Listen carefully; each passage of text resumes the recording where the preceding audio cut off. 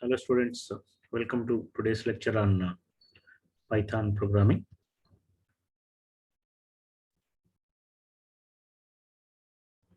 Today we will see some basic concepts about how to use the functions and modules in Python programs.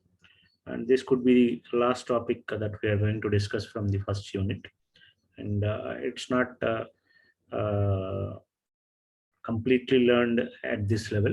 You will be learning all those user-defined functions and modules while moving towards the end of the last unit. Okay, so we will gradually learn all these topics. But today I'm going to introduce the topic of these functions and modules. Right, you will understand what is a module and how to get the predefined modules into your program and how to utilize the functions available within the module and after getting that module into your program.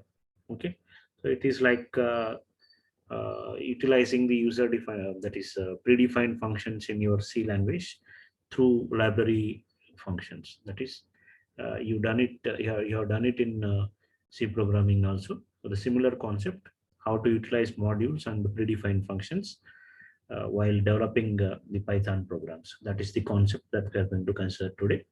And along with this, I will focus on what are the numeric data types supported by the Python, and also we will see the character encoding used in Python also. Okay, so uh, let us focus on this first topic using the functions and modules. So here is an introduction to functions and modules.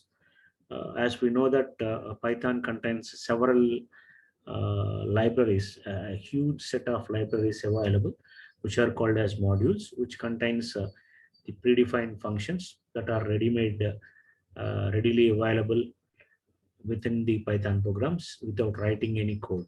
Okay, just call the function and the corresponding task will be performed by the function which is already defined by the Python vendors, right? So in order to use those predefined functions as part of your Python program, you need to do few things. That is, you need to import the corresponding module in which the Python function that you want to use as part of your program exists. Okay, and after importing the module, then you can call the corresponding function through that module name and perform the task that you are intended for. Okay, so that is how it works. Now let us understand how to call these functions and pass the arguments and get the return values from that function. We'll start with a simple definition here. We know that function is a block of code that can be called by using the name, which will perform a particular task. Okay, and we know that functions will take arguments also. Few functions takes arguments and a few other functions, that is some other functions will not require any arguments. It is based on the syntax of the corresponding function that you are calling. If all the parameters of the function are mandatory, then you should provide all the inputs. If the arguments are optional, then you may or may not give the corresponding parameters to the corresponding function, right? So uh, based on this, you can say that the arguments may be optional sometimes for some functions. Okay, and also some functions will return values after performing the corresponding task. It may return a value. It's not compulsory that every function is going to return a value. Some functions will return a value and some functions will not return any value. Okay, so what you need to understand here is based on the syntax given in the corresponding module, a function may or may not expect the arguments and may or may not return the values. It depends on the definition given by the vendors. So according to the definition, you need to use it. Okay, so I'll show you how to understand that definition given by the vendors in a while now. Before that, let us understand this concept of arguments and return values. Okay, so we'll start with a simple example where calling the function round of 6.5. So we know that this function rounds the given value to the nearest integer. That is here a round of 6.5 is going to be the value 7. Why? Greater than or equals to 5.5 means it returns to the maximum integer nearest to this. The maximum integer nearest to this is 7. So this function round of 6.5 will return 7 as the value. Okay. So you need to understand here is the 6.5 is a compulsory parameter, that is argument you should supply to the function, and it is returning a value also. So this has one mandatory argument and it is returning a value also. Okay, let us go through the second example where we are seeing ABS of 4 minus 5. What we are doing here is we are sending an expression as an argument to the corresponding function ABS. This expression is evaluated first. 4 minus 5 is returning minus 1, and then this minus 1 is passed as an argument to ABS. So when you send expressions as arguments, first that expression will be evaluated and the value will be considered as the argument for the function. So ABS of minus 1 returns 1. Okay, absolute value. Similarly, look at this particular function. You can combine more than one function call. You can group them into a single call in which the inner function call gets executed first. For example, it is ABS of 4 minus 5. So ABS of 4 minus 5 will return 1.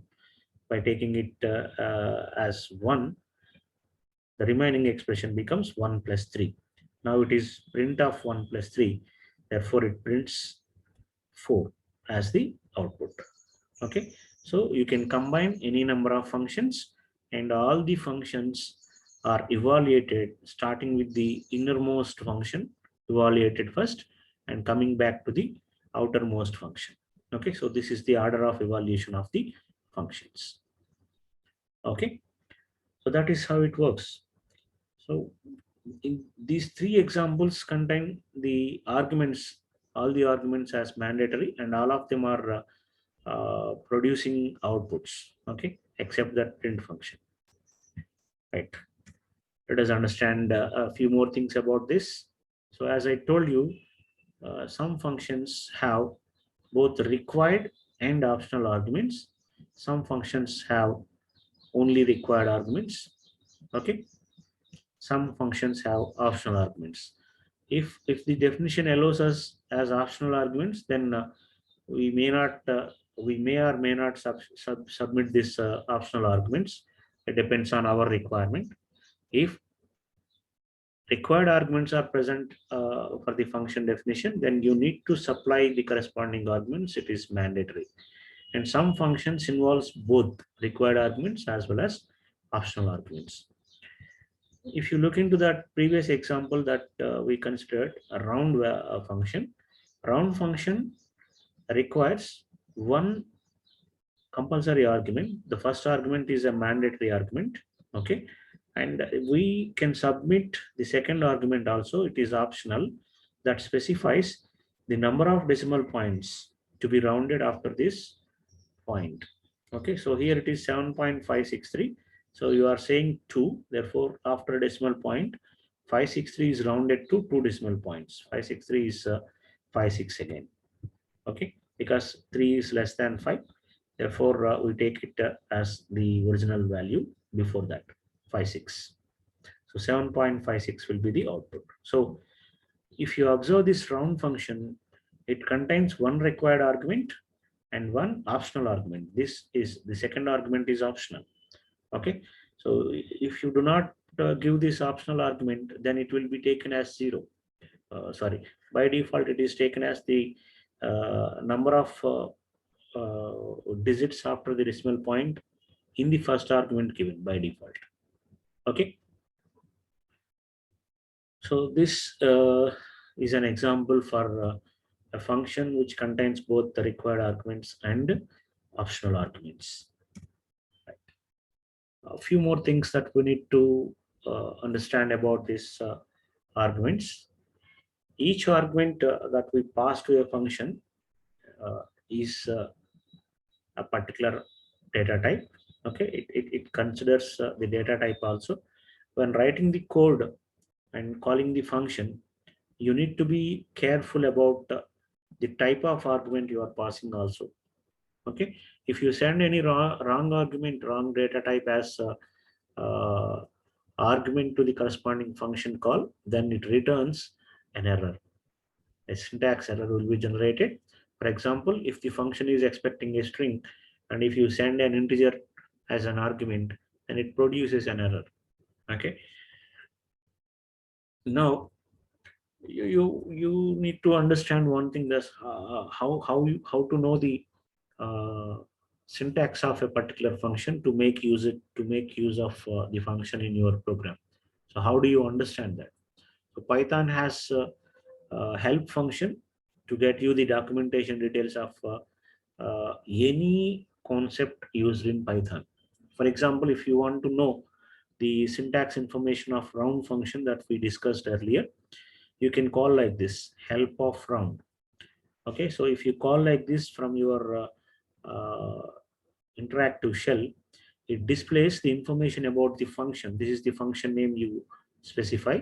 It displays all the details about the corresponding function, which means that it says round of number comma number of digits. It is saying that the first argument is mandatory, it is compulsory, and whenever something is seen inside these brackets, it means that it is going to be optional. You need to interpret like that. Okay, optional. So the arguments which are not inside brackets, they are mandatory arguments, you should specify. Otherwise, they are the things which are present inside the brackets are optional. You may or may not submit while calling the function. Okay, and also the other information is rounds a number to a given precision in decimal digits. Default is 0 digits, and returns an int when called with one argument. Okay, otherwise the same type of as number and digits may be negative. Okay, you can specify any number of digits here. So that is how you will get the information about a particular function which you want to use in your Python program. And after looking into the syntax, you need to supply the values based on the syntax given in the definition or the documentation given in Python. Okay, so you can understand this by calling that help followed by the function name at the Python's interactive shell. Okay, now let us look into one example module. For example, I just want to show you how this math module can be used in your program, and what are the functions available in math module. Every module in Python contains a number of functions that are useful for you. Okay, for example, in math module, it includes several functions to perform basic mathematical operations. Okay, so the purpose of using this math module is to perform mathematical operations as part of your Python program. Okay, and if you import this math and if you list down all the functions inside that math by using this dir of math function, it shows all the functions available in that math module. You can use all of them. Okay, for example, if you want to find out the GCD of the given numbers, you can call this math.gcd of, this is how you can call math.gcd of. After importing, you can call like this, math.gcd of 10 comma 20. You can call like this. So we already saw one example of sqrt, I think, in our previous programs. We used that math.sqrt while solving the distance between 2 points, right? So I explained it in programming exercises, right? So we imported math module there also, and then we called it as math.sqrt by sending a value as parameter. So you can utilize any of these functions available in math module after importing math only. So you need to do this first, and then you can call any function which is required for your Python program by using math.gcd the corresponding function name followed by the mandatory arguments and optional arguments if you want to submit. Okay. So this is about how to import module and how to utilize the functions. There are other ways also to call these modules. Okay. Before that, let us have a look at the examples given here. Where if you want to call any module or constant available in the corresponding module. Okay. So here there are some constants also. Suppose pi is a constant available in this particular math module. So you can call it as math.pi. Either you call a constant or call a function. Calling function should look like this. Function name followed by a pair of parentheses. If any arguments are mandatory, you should give that arguments also. So math.sqrt of 2 will produce the corresponding result 1.414, something like this. Okay. So that is how you can call module name dot function name, module name dot function name, or module name dot constant name. Okay. This applies to every single module and every function available in that particular module in Python. It does not matter. It is only with math module. There are a number of modules available in Python, and each module contains several functions that are useful while writing the Python programs. Actually, the biggest advantage with Python is it has a very huge set of modules and libraries. Okay, the predefined functions are a very large or huge number in Python. That is the reason why we can easily write large programs without even writing user-defined code. Just call the function because it is readily available in Python modules. Okay, just call the function by importing the appropriate module to utilize that particular function. That makes developing complex programs easier. And that is the reason why Python is becoming more and more important now, more and more famous. Okay, right. A few more things to understand about how to import the modules and call the functions. So we saw in the previous example that you can call the you can import the module by just using import followed by the module name. We use that simple form of importing a module. Just call this import followed by some module name, for example math, which imports all the functions and constants available in this math module. Okay, but sometimes you may not want all the functions and the constants available in math. Maybe you want to use particular functionalities from the math, so you don't need to require import all the functionalities available in math. So in that case, use this particular syntax: from math, that is from a specific module, import only the required things as part of your program here. So if you write something like this, what it does is it will not import everything available in math, as I given that dir math earlier. Okay, so number of functions are available, but I don't want all of them in my program. I just want this pi and sqrt. Okay, therefore I will import only those two from the math. Okay, so by importing these two, I can save that utilization of main memory. Okay, and then you can use only these two. Other functions are not available in your program now. Okay, if you want, you need to import them also by specifying a comma here. Okay, so either you follow this, okay, which imports every functionality available in math module, or if you are specific about using the functionalities of a module, then use this syntax: from module name, import the functionalities required by your program. So this saves the main memory usage efficiently. Okay, and there is one more thing also which is similar to this. You can use this from math import star, which does the same thing as import math. Okay, this also imports every functionality available in math module. So there are three ways now. One is import math, which gets every functionality available in math module, and from math import star also does the same thing, imports everything available in math module. And if you want to import specific functionalities from any module, then use this syntax from the module name space import the functionalities required by your program. Okay, so remember these three, either this or this. You can use any of these based on your requirement, or this. Okay, generally if you are not sure about what functionalities will be used by your program, then it is always better to use this particular syntax, import math. So majority of Python programmers uses this import math simply. Okay, right.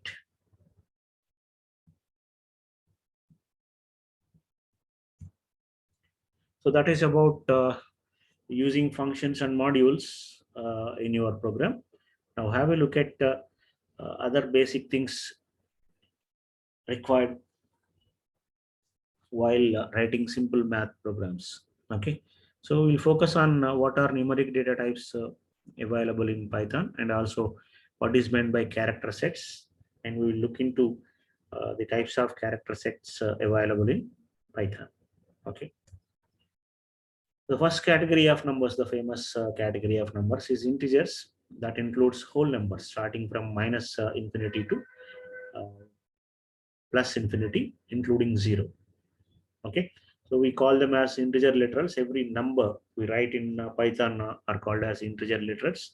But actually, when it comes to Python or any programming language, the integers, even though they range from negative infinity to positive infinity, but we impose some restriction on the negative infinity, the largest negative number, and positive infinity, that is the largest positive number, because we need to store them into memory, and based on that memory restriction, the programming languages allows us to store up to a particular valid range of values only. Okay, so mathematically it is minus infinity to positive infinity, but in programming languages, the maximum negative number and maximum positive number is restricted. For example, most of the programming languages supports a maximum negative number up to this, and a maximum positive number up to this. Okay, but Python supports huge positive numbers and huge negative numbers. Okay, so the magnitude of Python integer is much larger when compared to other programming languages, right? So I just want to show you this is the bigger number used in other programming languages, but now I will show you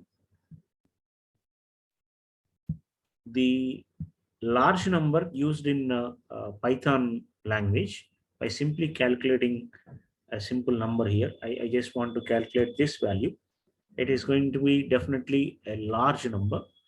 Okay, so I'll open the IDLE. Let us run this. You can see the result of that particular operation. It is number of lines.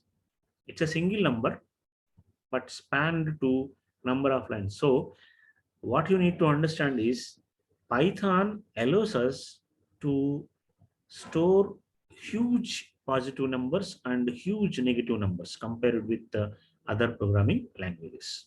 Okay, so that is the first advantage we get with Python. We can work with large numbers, okay, large integers, right? And the second category of numbers that are used frequently in your Python programs is floating point numbers. So in mathematics, we know about real numbers that possess the decimal points. Okay, and in Python, we use floating point data type to store these real numbers. Generally, real numbers in mathematics are assumed with infinite precision. There is no limit for it. But in computers, in programming languages, there is some restriction put on this number of digits of precision. Okay, so in Python, the latest versions allows us to use 16 digits, a maximum of 16 digits of precision, but majority of Python versions supports a minimum of 12-digit precisions after decimal point. Okay, so compared to other languages, in Python, we can represent more accurate real numbers, because the number of precision digits allowed by this Python is up to 16 digits. Therefore, we can represent more accurate values in Python. Whereas in C language, the maximum number of precision digits that we can use is maximum 9, I think it is. Okay. So if it is in float data type, maximum 9-digit precision we can use, right? So this is more compared to other programming languages. It supports more accurate numbers. Okay. And floating point numbers can be represented in two notations. I have already shown examples about this. One is scientific notation, and the other one is decimal notation. Decimal notation is same as the real number representation in mathematics, whereas scientific notation uses the exponentiation, for example, like 1.56 into 10 to the power of, that is e plus 5. This means that into 10 to the power of 5. This is called as scientific notation. So either you can represent floating point numbers using scientific notation, or using the regular decimal point notation, that is 1.56000 something. Okay. So both are valid in Python. So this is about floating point numbers. And then the next thing is character sets. So the other important data type that is very frequently used in any programming language is strings. So how do you form strings? Strings are formed by a collection of characters. So you should understand how these characters are represented in memory, and what are the encoding techniques and decoding techniques used for representing these characters. Okay. So to understand this, you need to remember one point here.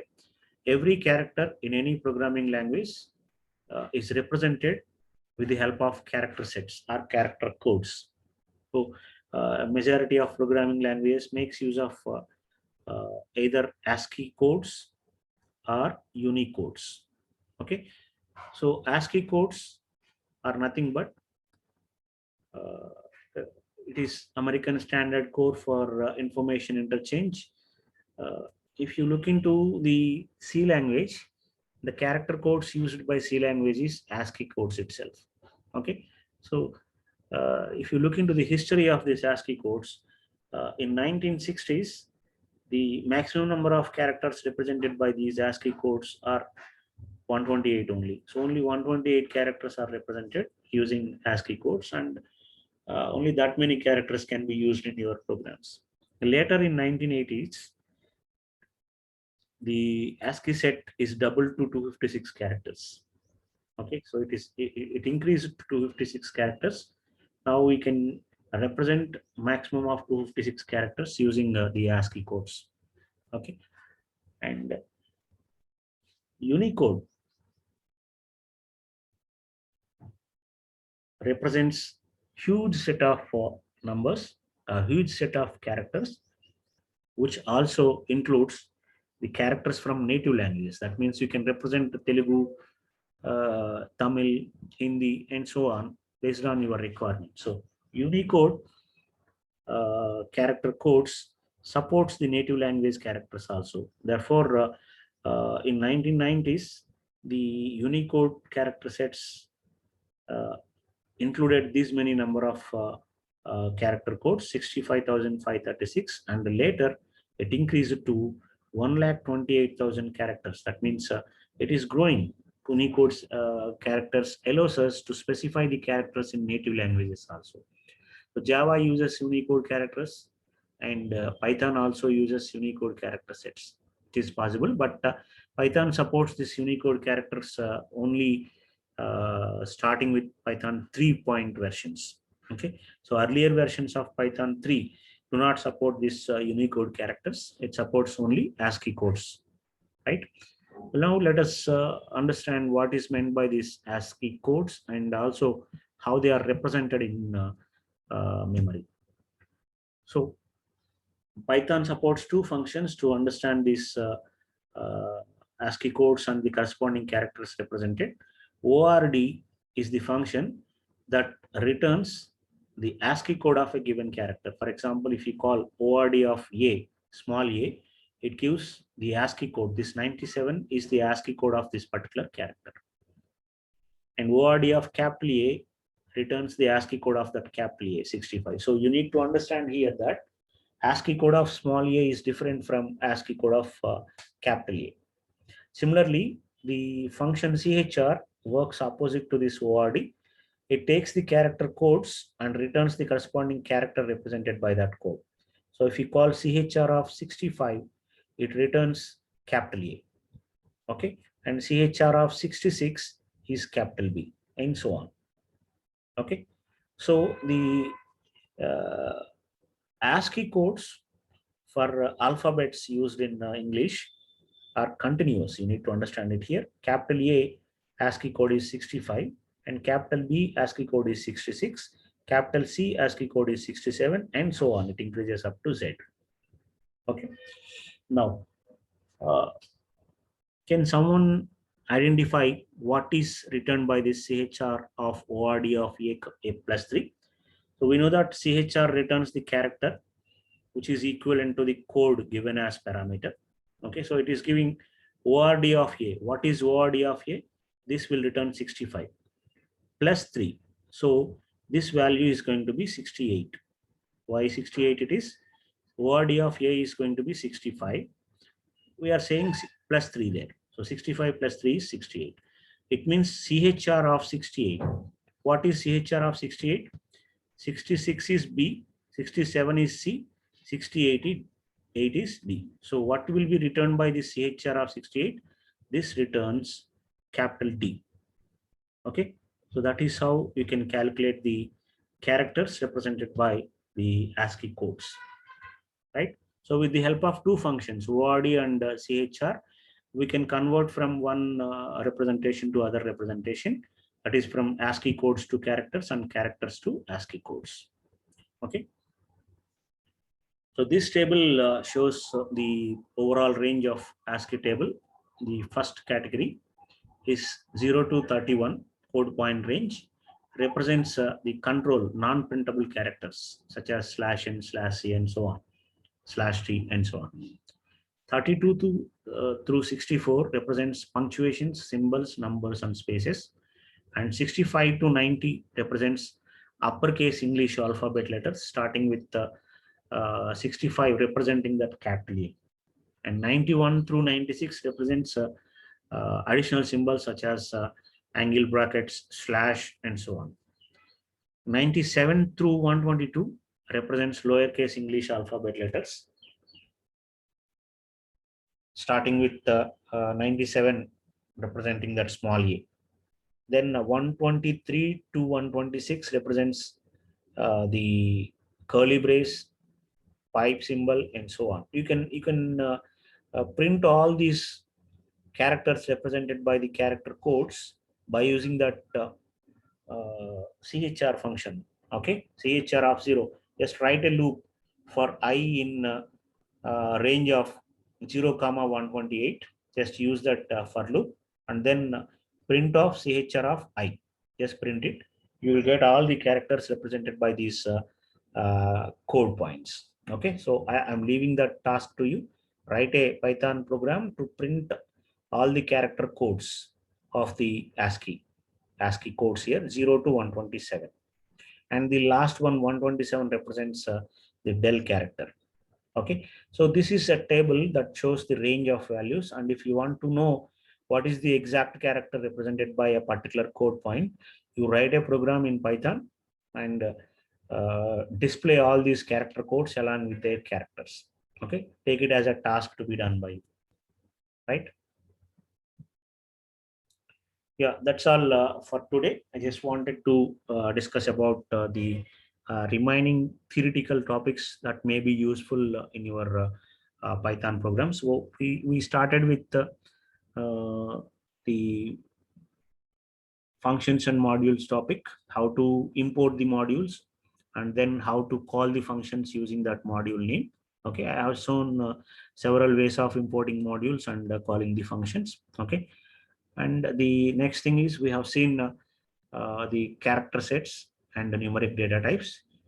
We saw the range of numeric data types with example, and also the floating point numbers representation with scientific notation and decimal notation. And finally, we saw the character encoding with the ASCII set. Okay, so that's what I wanted to discuss today. These are just basic things. No, there is no need to read it. Just try to remember the things because they are useful while developing simple Python programs. Okay, just go through that video and watch it once, and try to utilize that concept of importing and yeah, using the functions available in modules. Okay, just practice it.